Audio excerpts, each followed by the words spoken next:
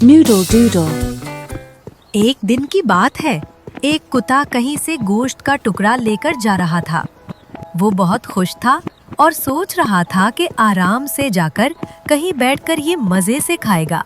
रास्ते में एक नदी आई। नदी पर एक पुल था जिसे पार करते हुए उसने पानी में झांका। पानी में उसे अपना अक्स नजर आया, लेकिन वो ये ना समझ सका कि ये उसकी ही परछाई है।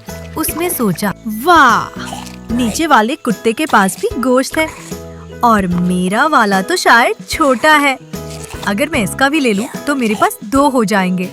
ये सोचकर वो जोर से भूखने लगा। फबो, फबो, फबो, फबो। मगर जैसे ही उसने मुंह खोला, उसका गोश्त पानी में गिरकर बह गया। अब ना उसके पास अपना गोश्त रहा और ना वो नीचे वाले कुत्ते का गोश्त हासिल कर सका। कुत्ते को बड़ी शर्मिंदगी हुई। वो समझ गया कि उसकी लालच ने अपना गोश्त का टुकड़ा खो दिया। सबक: लालच हमेशा नुकसान देती है। जो कुछ पास हो उस पर शुक्र अदा करो।